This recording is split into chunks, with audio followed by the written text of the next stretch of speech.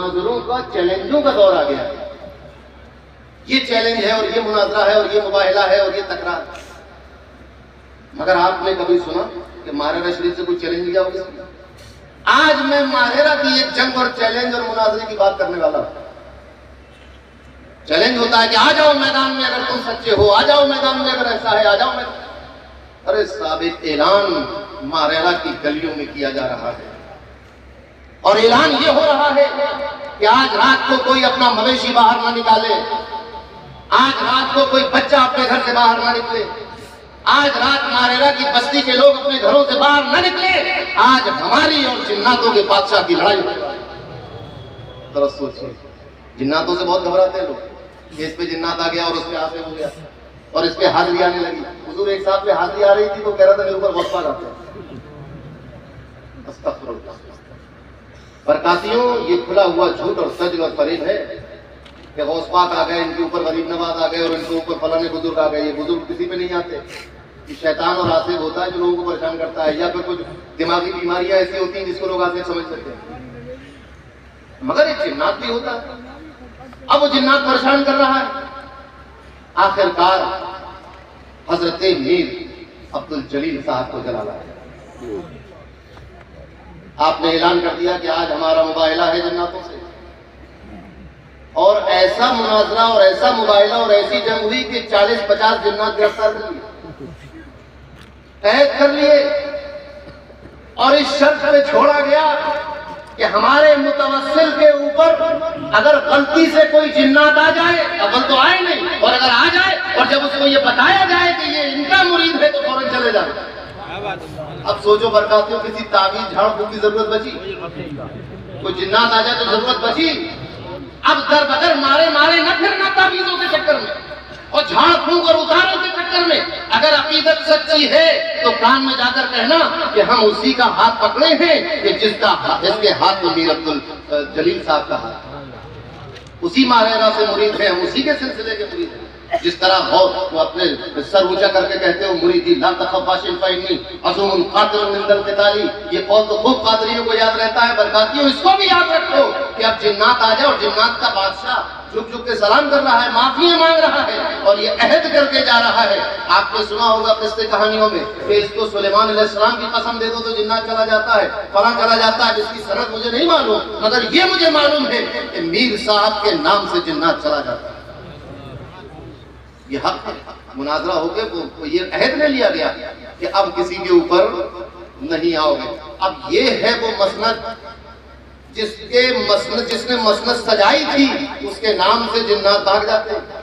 उसी मसनद पे मियां साहब बैठे हुए हैं, उसी मसनद पे बैठे हैं, तो फिर होना ये चाहिए कि मियां साहब भी जिसकी तरफ नजर कर दे जिन्नात भाग जाए। होना चाहिए कि नहीं? ऐसा ही हुआ। बधाइयों में एक खातून के ऊपर एक जिन्नात आ गया और ऐसा जबरदस्त आसिफ कि उस औरत को कपड़े नहीं पहनने देता, रहना रहे। परेशान हो गए घर वाले, कैद कर दिया, दरवाजे बंद कर दी। मगर एक अजीब गरीब बात है, मियां साहब तशरीफ लाए हुए थे, इनसे अर्ज किया कि हुजूर ऐसा ऐसा मामला है। आपने फरमाया घबराओ नहीं, कभी आते जाते एक नजर डाल देंगे। अब यहां रुककर एक बात और सुनते चलिए।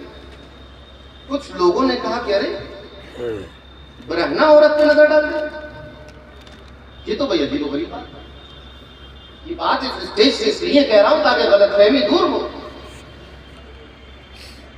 मारेरा के स्टेज पर कभी इस तरह की बातें नहीं होती कि हम इतने बड़े हैं और इतना बड़ा है और मारेरा का मकाम नहीं। मगर ये बात क्योंकि गलतफहमी फैल रही है, बात लोग अपने इल्म की, कम इल्मी की बुनियाद पर गलत तौर पर ले रहे हैं। पहली बात तो ये कि यहाँ हमारे दोस्त करम फरमा मुफ्ती हनीफ बताती साहब बैठे, इनसे मसला पूछो। मुफ्ती साहब यहाँ बैठे हुए, इनसे मसला पूछो।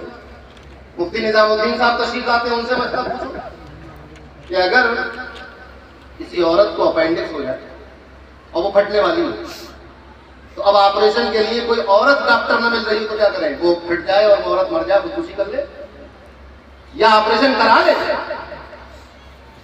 तो जो जवाब इनका आएगा वही जवाब मेरा भी है। पहली बात तो ये, और दूसरी बात ये कि अपने आप को मियां साहब की तरह क्यों समझता है और मियां साहब को अपनी तरह क्यों समझता है? तुम जहां देखना चाहते थे तुमने सोचा मियां साहब ने वही देखा हो। अलमरओ यकीस वाला नफ्सी, अपने ऊपर कयास कर लिया मियां साहब। मियां साहब की नजर, एक नजर डाली और ऐसी नजर पड़ी कि नजर का एक पलक झपकते में उस औरत भाग कर अंदर चली गई और कपड़े पहन लिए और जिन्नत गायब हो गए।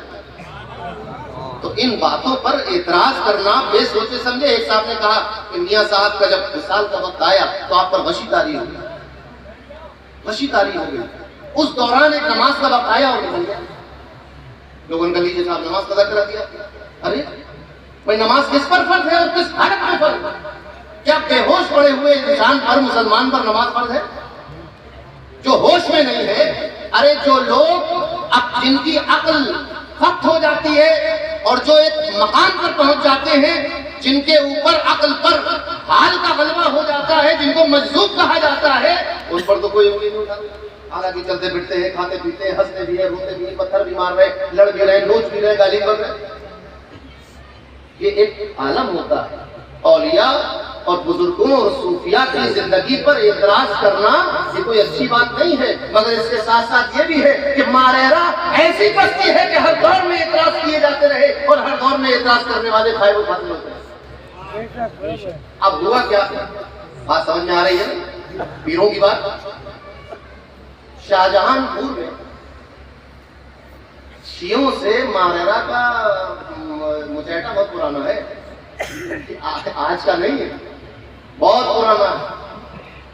अब मियां साहब दौरे पर शाहजहानपुर तशरीफ ले गए, वहां एक शिया था और वो शिया मारेरा के बुजुर्गों के बारे में अच्छी राय नहीं रखता। ये बातें मैं इसलिए बता रहा हूं ताकि आपके दिल से एहसास कमतरी निकल जाए। अरे हिमालय की चोटी पर बैठकर कुतुब मीनार की बुलंदी के तस्करे करते हो, तुम हिमालय पे बैठे हुए हो, आसमान की रिफतों पर बैठे हुए हो। मालूम है किसका दामन है तुम्हारे हाथ में? बढ़कर कयास से है मकाम अबुल हुसैन। सिदरा से पूछो रिफते पाने अबुल हुसैन। और सिदरा समझते हो? सिदरतुल मुंतहा हजरत जिब्रील अमीन का मस्कन को सिदरा कहा जाता है। उससे ऊपर बुलंद चीज और क्या लेके आओ? एहसास कमतरी निकालो अपने दिलों से, एहसास बरतरी तुम्हारे पास है। देखो तुम कहाँ हो, पर कयास से है। जब जिसको सोच नहीं सकते, जहाँ तख्मीने कयास अंदाजे नीचे रह जाते हैं, उससे ऊपर है मियां साहब का मकाम, उससे ऊपर है। और कौन सा सिलसिला नहीं है? कादरियत है चिश्तियत से बहम, नग दुपल का है अहमद। ये न समझना कि मारेरा वाले कादरी बरकाती है लिहाजा गरीब नवाज के नहीं है। अरे पहले तो हम ही हैं गरीब नवाज के, हमसे बड़ा चिश्ती कौन होगा? ये खानकाह कादरी बाद में हुई है, चिश्ती पहले। और चूंकि कादरियत और चिश्तियत में कोई लड़ाई नहीं है, इसलिए दोनों सिलसिले यहां मौजूद हैं। लड़ाई होती तो चिश्तिया को मंसूख कर दिया जाता, कादरियत राइज कर दिया जाता, मगर नहीं। तो खिलाफत अता की जाती है तो चिश्तिया की भी दी जाती है, कादरिया की भी दी जाती है, सोरवर्दिया की भी, नक्शबंदिया की भी। बदायूं को सिवाय शमस मारेरा के और कहीं से कोई खिलाफत नहीं, सिवाय 2-3 खिलाफतों को जो बगदाद शरीफ के साहिब सज्जादा ने अता की, बस मारेरा ही से है। और यकीन मानो कि सारी चीजों की खिलाफत है, कोई चीज छोड़ी नहीं। ये शजरतुल सर जिसका आपने अभी जिक्र सुना है, अल्हम्दुलिल्लाह खुदाइयों के फकीरों को शमस मारेरा ने ये भी अता कर दिया।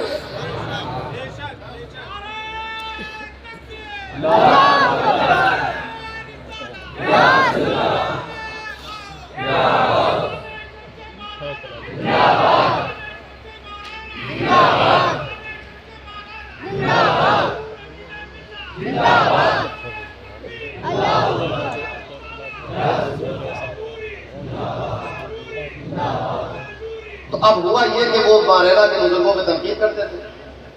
मियां साहब पहुंचे, मियां साहब से मुलाकात हो गई उसकी। आपको मालूम था कि ये ऐसा बदजबानी करता है और नीचा दिखाने की कोशिश करता है। तो आपने फरमाया कि सुनो, वो तो हमारे मशाइख और बुजुर्ग हैं, मैं तो उनका एक अदना खादिम हूँ। क्या कहा? ये नहीं कहा कि मैं सज्जादा नशीन हूँ, मैं वहां का हाकिम हूँ और मैं पीर हूँ, ये नहीं फरमाया। फरमाया कि वो तो हमारे बुजुर्ग हैं, मैं तो वहां का अदना खादिम हूँ। और अब जो बात फरमाई फरमाया बताओ क्या हाजत है तुम्हारी। इस जुमले में हमारे नबी करीम सल्लल्लाहु अलैहि वसल्लम के उस जुमले की झलक मौजूद है, फैजान मौजूद है। सलूनी अम्मा शिरकुम, मांगो क्या मांगते हो, पूछो क्या पूछते हो। फरमाया बताओ क्या हाजत है। वो था वकील। उसने कहा सरकार बहुत हालत खराब। अब जरा सोचिए, घर में खाने को नहीं था, उस पर इतना तमतराब था मारेगा के बारे में। खाने को नहीं था घर में, पूरी हालत थी, नहीं चल रहा होगा गलत में कोई। खैर अब तो अभी तक तो बुरा कह रहे थे, अब जब देखा कि भाई कह रहे हैं अब तो आजमाने के लिए, अकीदत से नहीं आजमाने के लिए, कहा कि हुजूर घर में फाका बशी है, हालत खराब है, कुछ कर देते। आपने फरमाया अच्छा आपने अमल का एक चिराग दे दिया, ये जला लिया करो।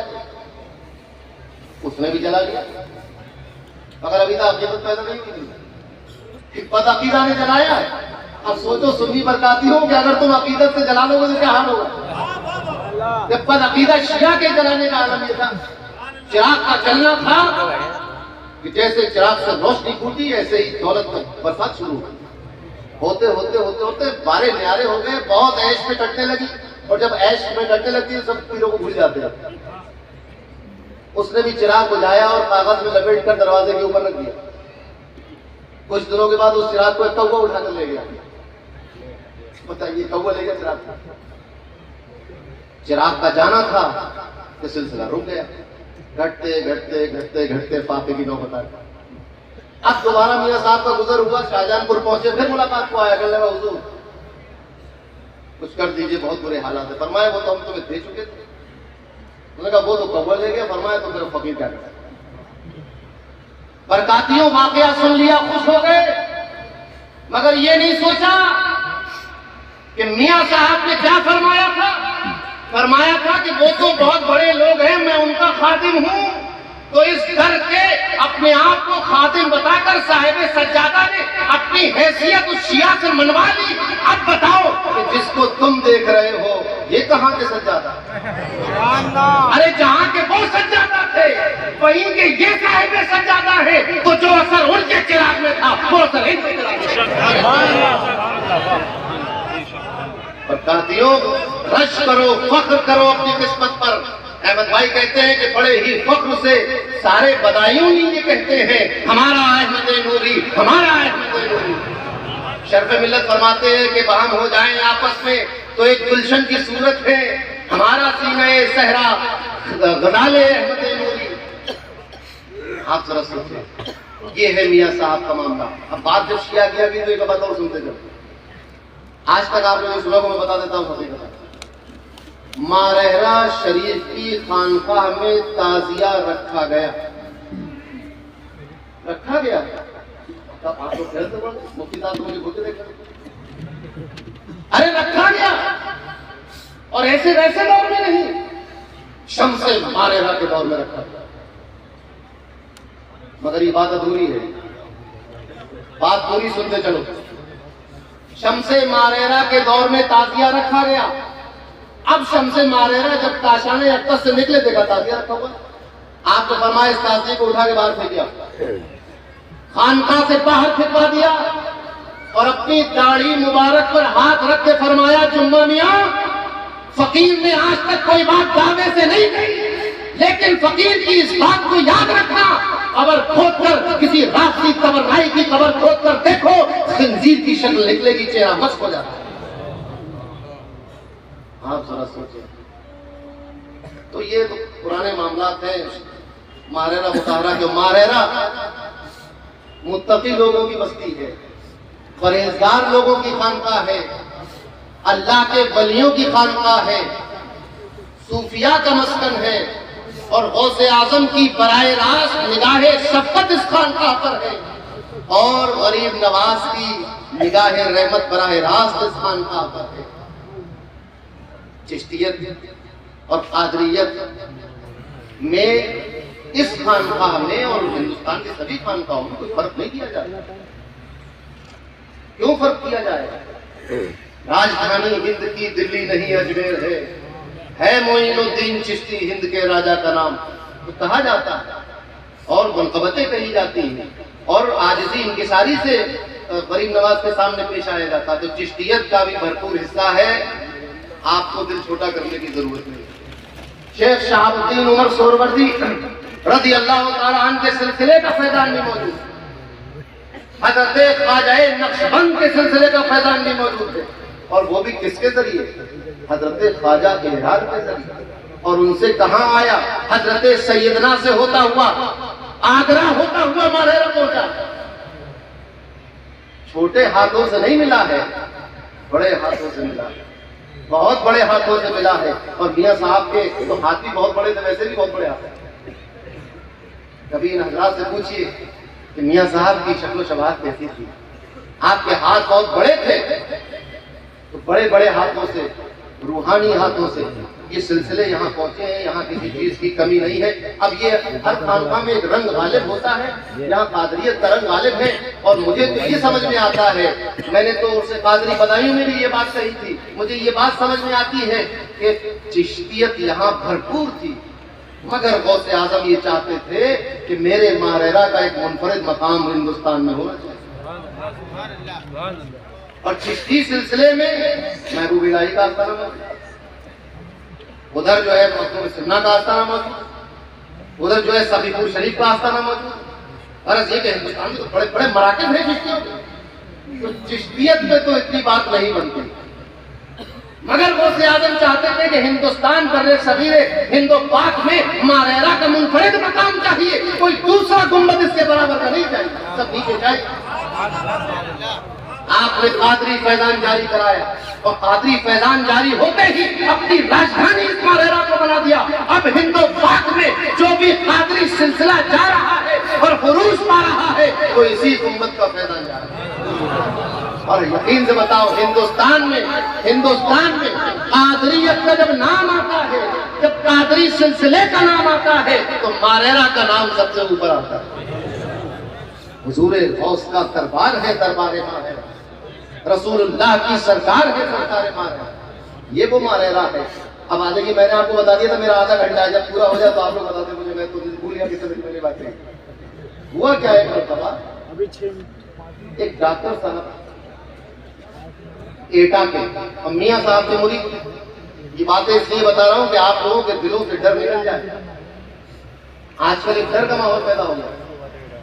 उनका मतलब था, वो मरीजों को देखते थे, तो एक दिन रात में 2 लोग आए और कहा कि डॉक्टर साहब बहुत मरीज खराब है, एक मरीज की तरफ चलकर देखिए।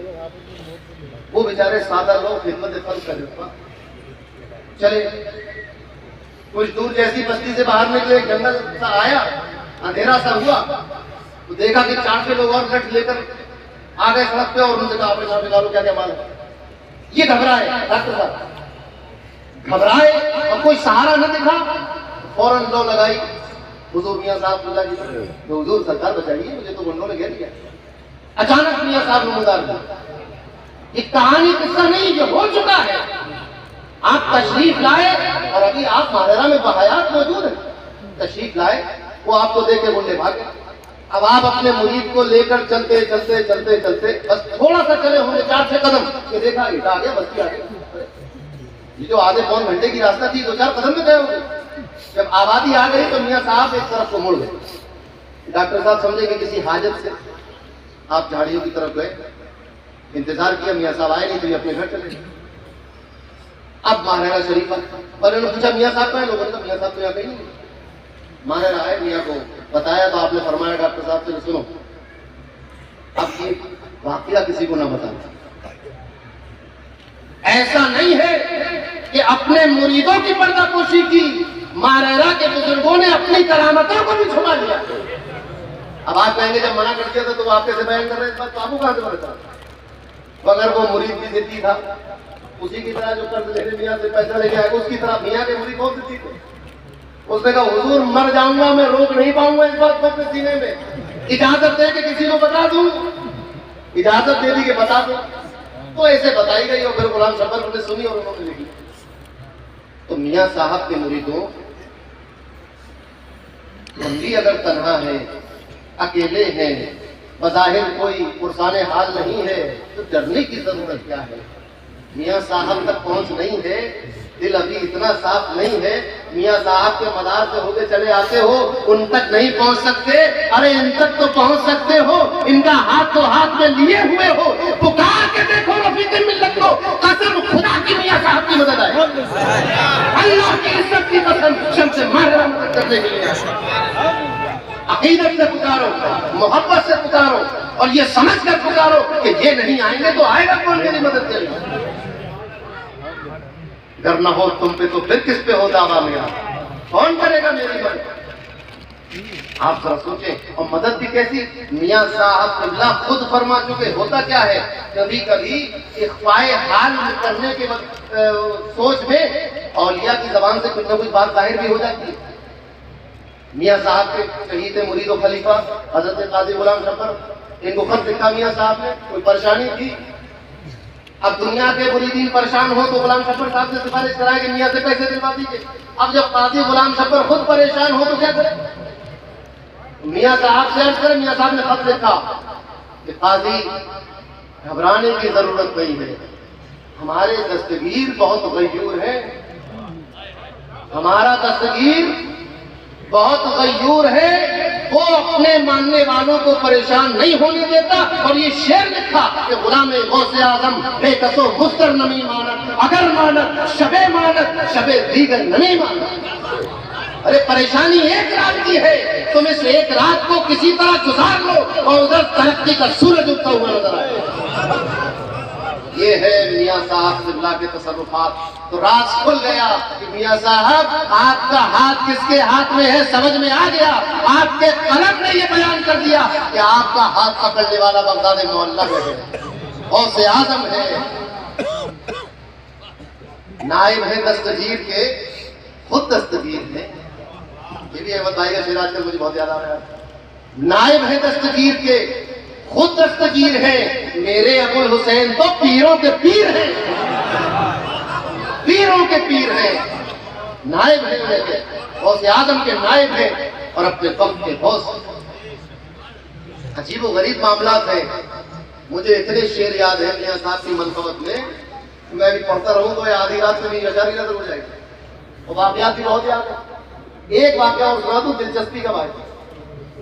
एक सफेरा, देखो ऐसा नहीं कि सिर्फ उलमा और मुफ्ती और मुत्तकी परहेजगार ही मारे आते थे, एक सफेरा आ गया मारे खेल तमाशे दिखाने वाले। अब आप देखें, एक तरफ आला हजरत फाजले बरेलवी आ रहे हैं, आला हजरत ताजुल कबूल आ रहे हैं, आला हजरत शफी मियां आ रहे हैं, बड़े बड़े उलमा, बड़े बड़े मुफ्ती, बड़े बड़े मुहक्किक आ रहे हैं, एक सफेरा भी आ गया। अब आप जरा देखें, बात ये नहीं सफेरा आ गया, मैं जो समझाना चाहता हूँ कि बड़ा बड़ा आलिम आया, मुतमईन होकर गया कि उनके इल्म का आलम था। बड़ा बड़ा वली आया, मुतमईन होकर गया कि उनकी विलायत का आलिम था। अब एक सफेरा आ गया, ये भी बड़ा कमाल है अपने फन में, ये भी सांपों को नचा लेता है अपनी बांसुरी और बीन पर।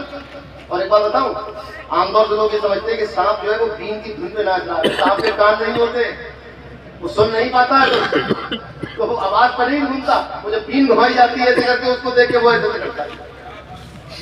अब ये मैं समझ रहा कि मैं भी कोई सफेरा हूँ, मुझे इतना बता जनरल नॉलेज की बात है। तो सफेरा आ गया। अब सफेरे ने अपने कर्तव्य दिखाए, सांप निकाले, वो सब मरगिले से साथ थे जिनके दांत टूटे हुए थे और कर्तव्य दिखाने वाले। मियाँ साहब खामोश खड़े रहे। एक टोकरी बंद थी, मियाँ साहब ने कहा भाई इसको खोलो।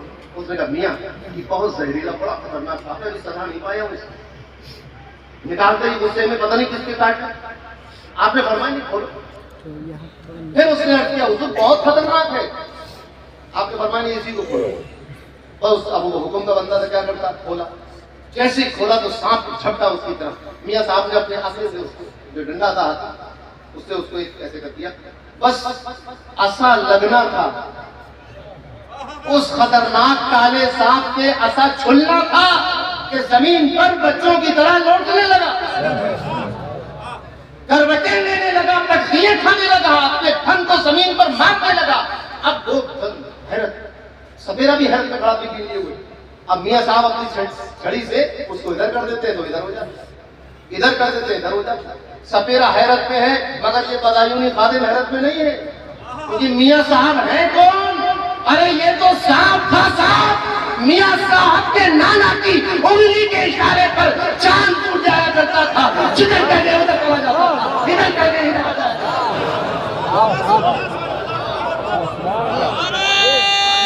तकबीर, नारे रिसालत, नारे गौसिया।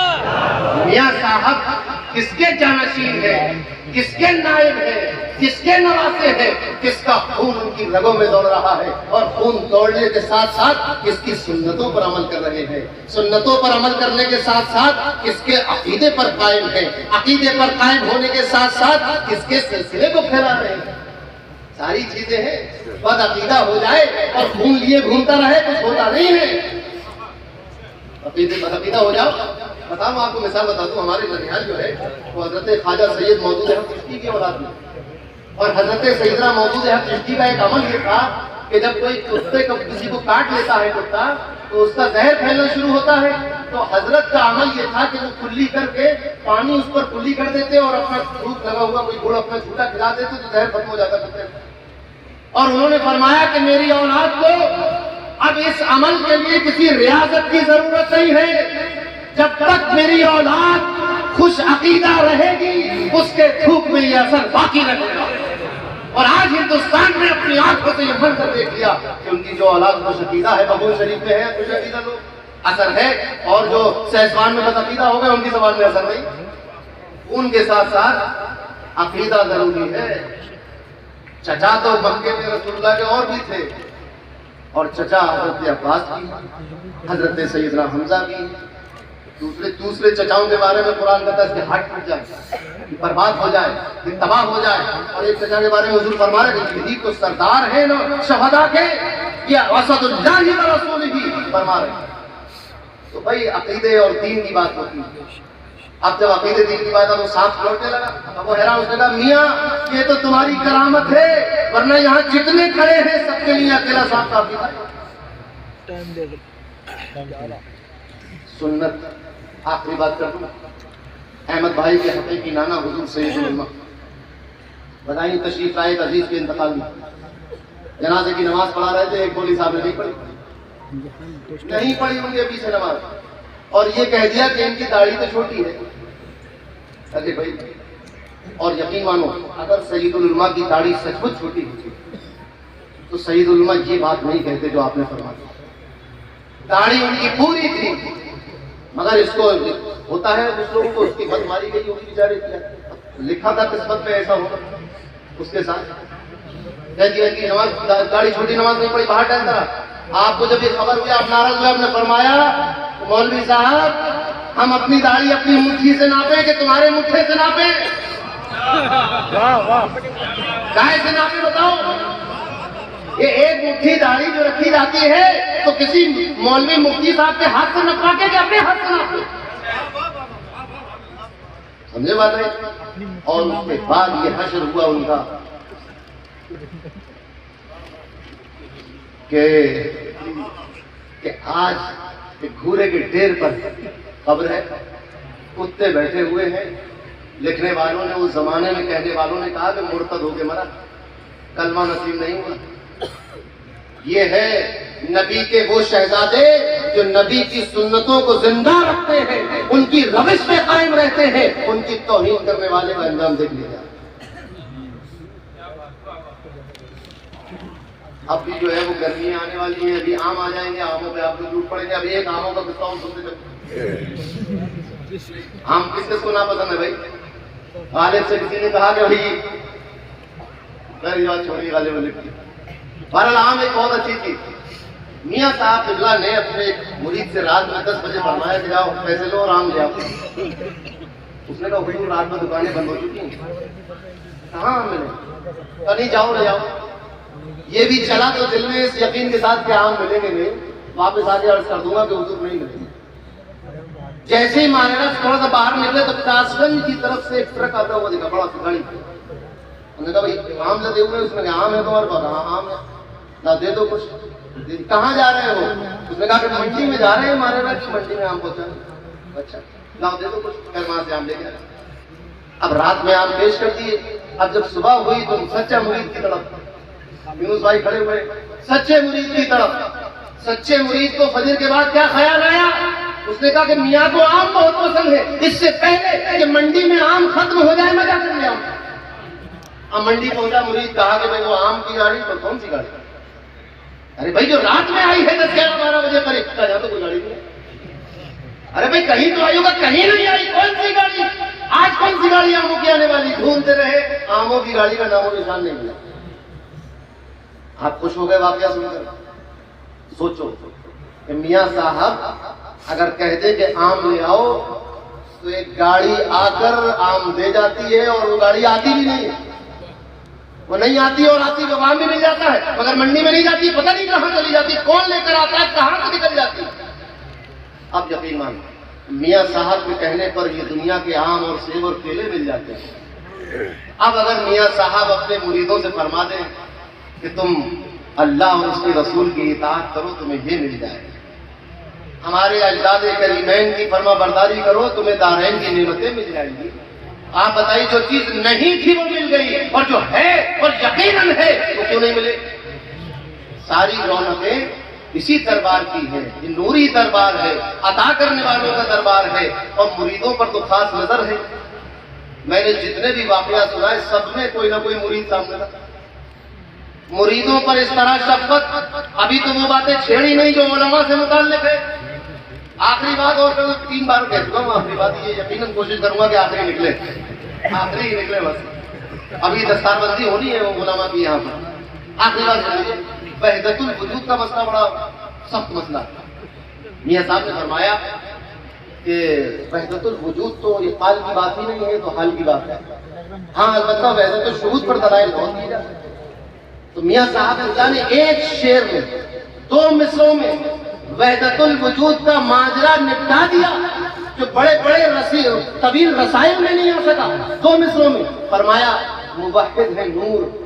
मियाँ साहब कभी कभी अपना तफल्लुस नूर फरमाते थे, कभी कभी इसका मक्ता भी कह दिया। फरमाया मुवहिद है नूर, इत्तिहादी है मुल्हिद। मुवहिद है नूर, इत्तिहादी है मुल्हिद। न सब तू ही तू है कि बस तू ही तू है। कौन सी चीजें? अकायद के मामला, रूहानियत के मामला, मुरीदों के मामला। गरज ये कि गौसे आजम की जो नजर इस खानका पर है, वैसी कहीं और नजर नहीं आती, और यही सबब है कि इस खानका ने जिस पर नजर डाल दी उसके भी बारे न्यारे हो गए। अल्लाह से दुआ है कि हम इसी तरह अकीदत बंदी के साथ इस आस्थाने पर आते रहें, अपने मशाइखीन की तस्बोसी करते रहें, इनसे फैजान हासिल करते रहें, इनका अदब करते रहें, इनके बताए हुए रास्ते पर चलते रहें, इनके अकीदे पर कायम रहें, और इनके मिशन को आगे बढ़ाएं, और इनकी दुआएं हासिल करते रहें। अगले साल फिर अल्लाह तबारक व तआला खैर व आफियत के साथ हमें उसमें ले आए। आमीन या रब्बल आलमीन। व आखिरु दावाना अल्हम्दुलिल्लाहि रब्बिल आलमीन।